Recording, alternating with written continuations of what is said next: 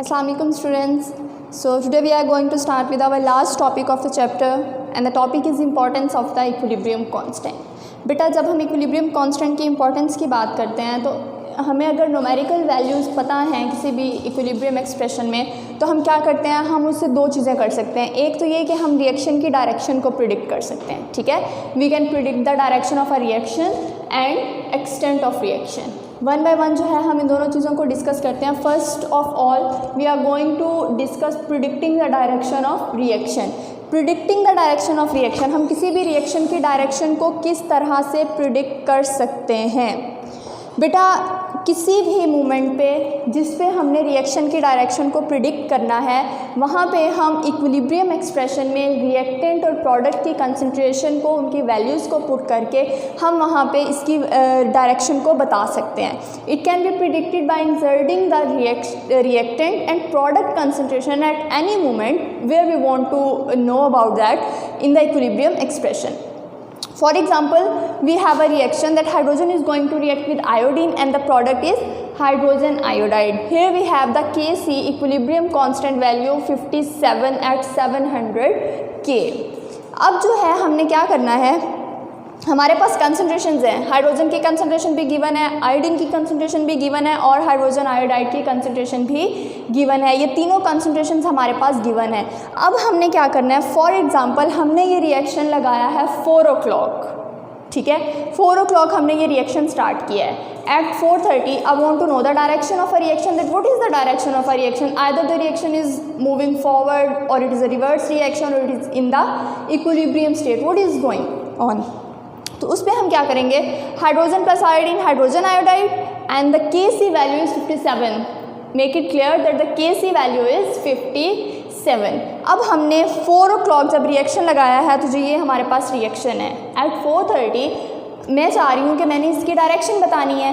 तो क्या होगा बेटा, at that moment, that particular moment हमारे पास जो भी अवेलेबल कंसंट्रेशंस होंगी प्रोडक्ट की भी और रिएक्टेंट की भी, उसको हम इक्विलिब्रियम एक्सप्रेशन में पुट करेंगे और वहाँ से हम QC रिएक्शन कोएफिशिएंट की वैल्यू फाइंड आउट करेंगे.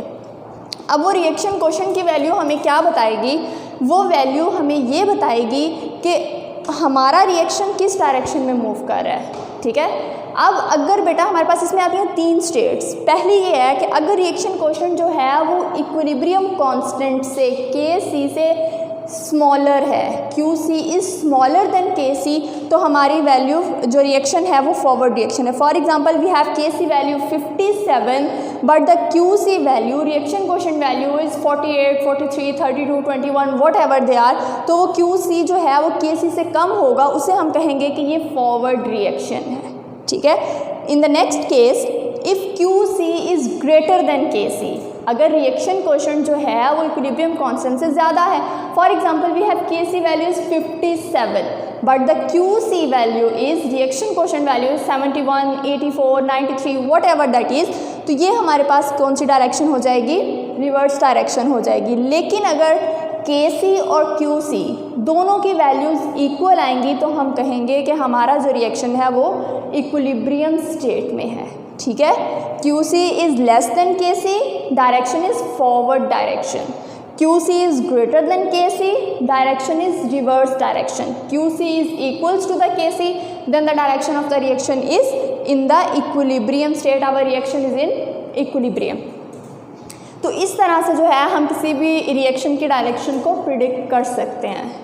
And the next point is predicting the extent of a reaction, कि हम किसी भी रिएक्शन के एक्सटेंट को किस तरह से बताते हैं. बेटा बेसिकली जो है हमने इसमें ये होता है कि ये हमारा एक्सटेंट बताता है कि कितना हमारा रिएक्टेंट जो है वो प्रोडक्ट में कन्वर्ट हो गया है. ठीक है, पहली बात it indicates to which extent reactants are converting into the products, के किस स्पीड से, किस रेट से कितना जो है हमारा रिएक्टेंट प्रोडक्ट में कन्वर्ट हुआ है. दूसरी बात, it measures how for a reaction proceeds before establishing equilibrium state, कि इक्विलिब्रियम स्टेट अटेन होने से पहले कितना हमारा जो रिएक्शन है वो प्रोसीड हुआ है. अब इसमें हमारे पास 3 कंडीशंस आ जाती हैं. एक, large numerical value of Kc, small numerical value of Kc, and then numerical value of Kc is neither large or nor small.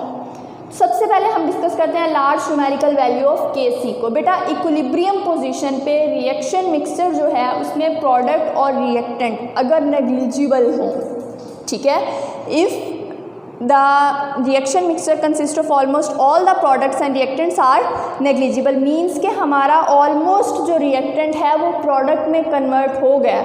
हम कह सकते हैं कि हमारा जो ये reaction है ये almost complete है, near to completion है और या complete है, almost जो है वो reactant product में convert हो गया, तो ये large numerical value of Kc देगा। जैसे हमारे पास यहाँ पर example है कार्बन और is going to react with oxygen and carbon monoxide जो है वो हमारे पास बन रहा है। तो यहाँ पे Kc की वैल्यू जो है that is 2.2 multiplied by 10⁻22। 10⁻22 is a large value, ठीक है। अगर हम इसको देखें तो ये बहुत लार्ज वैल्यू है, तो इसको हम कहते हैं कि जी large numerical value of Kc होगा, तो ऑलमोस्ट रिएक्टेंट जो है वो प्रोडक्ट में कन्वर्ट हो चुका होगा उस टाइम। उसके बाद small numerical value of Kc, बेटा यहाँ पे हमारे पास आता है कि थोड़ा सा रिएक्टेंट जो है वो प्रोडक्ट में कन्वर्ट होता है और इक्विलिब्रियम स्टेट अटेन हो जाती है, ठीक है। Equilibrium state has established with a very small conversion of reactants to products, ठीक है।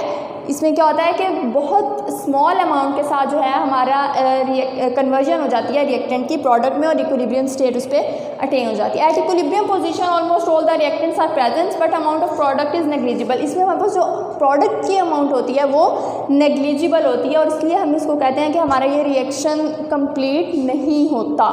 फॉर एग्जाम्पल इसमें देखें कि Kc की वैल्यू हमारे 3 multiplied by 10⁻⁹ -9 as compare to 22 is a very small value, clear.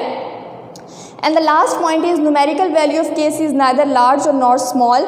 तो यहाँ पे हमारे पास बेटा कंपेरेबल अमाउंट्स आती हैं, ठीक है।